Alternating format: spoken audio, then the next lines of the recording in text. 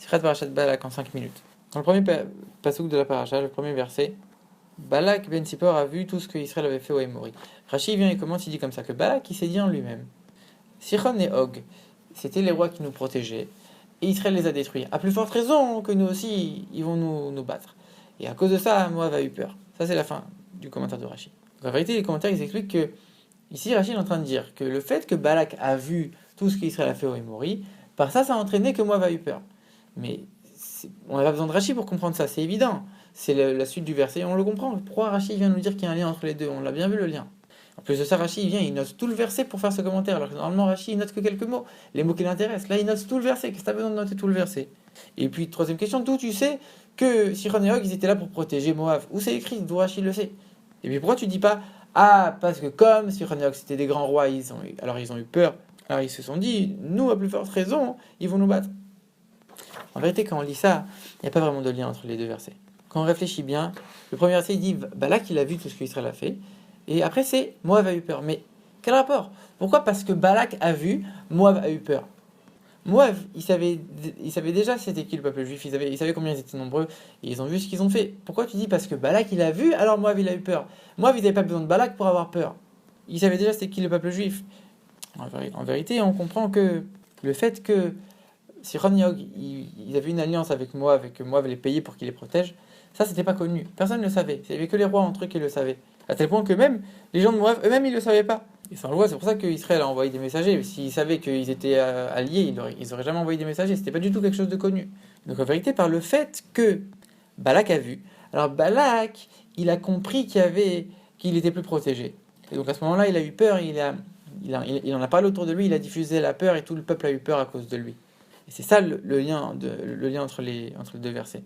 Mais en vérité, pourquoi Balak il n'a pas eu peur dès que Israël avait vaincu Sichon? Pourquoi après Sichon et qu'ils ont battu aussi Og? Parce qu'en vérité, Balak il n'avait pas peur à cause de la force du peuple juif. Il avait peur parce qu'il n'avait plus personne pour le protéger.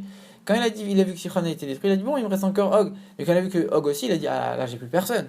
Il n'avait pas peur à cause de la force du peuple juif. Et c'est pour ça que Rashi vient et précise parce que Sichon et Og il les protégeaient. Il dit pas parce qu'ils avaient peur que le peuple juif était fort. Et c'est aussi pour ça que Rashi note tout le verset. Parce qu'à la fin du verset, jusqu'à tout ce qu'Israël a fait au Émori. Pour inclure que dans le Émori, ça inclut aussi Og.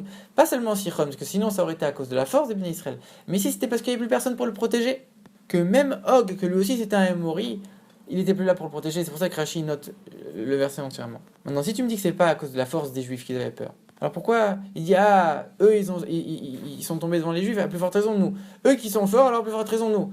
Mais tu viens de dire c'est pas à cause de la force des Juifs. En vérité, Balak il savait pas que les Juifs ils avaient une interdiction de Dieu de faire la guerre avec Moab. Il pensait que s'ils faisaient pas la guerre avec Moab ou avec les autres peuples, c'était parce que c'est les descendants de Jacob. Jacob, lui c'est la Tfila, la Torah, et Esav c'est la guerre. Mais quand il a vu que Israël a fait la guerre à Sichon et à Og, alors il a dit alors à plus forte raison il va faire avec nous. Et donc c'était bien parce qu'il n'y avait plus personne pour le protéger, et pas à cause de la force des Israël en disant ah ils sont plus forts que Og et Sichon. C'est pas du tout ça. C'était à cause du fait qu'il n'y avait plus personne pour le protéger. C'est pour ça que Balak a eu peur. Maintenant un point intéressant que le rabbi note, c'est que on voit que Balak, lui, quand il a eu peur, qu'est-ce qu'il a fait? Il en a parlé autour de lui, il a diffusé la peur à tout son peuple. Mais qu'est-ce qu'il avait besoin de faire ça? Qu'est-ce que ça allait changer dans la guerre? En quoi ça allait l'aider pour gagner? En fait, Balak, il a juste dévoilé une faiblesse, que comme c'est écrit que les Réchaïm, ils sont dominés par leur cœur, et c'est pas eux qui dominent leur cœur. Les Sadikim, ils dominent leur cœur, les Réchaïm, ils sont dominés par leur cœur. Donc du coup, il n'a pas pu se retenir, il a diffusé la peur partout autour de lui, même si ça avait aucun but constructif. On voit qu'avec Moshe Rabbeinu, c'était le contraire. Que quand il a vu que Og, il avait un mérite d'avoir aidé Abraham, et il a eu un peu peur, alors il a dit à personne. Il n'y a que Hachem qui a su et qui est venu le rassurer, mais il a dit à personne. Et au contraire, il a montré à personne, ça se voyait pas du tout sur lui.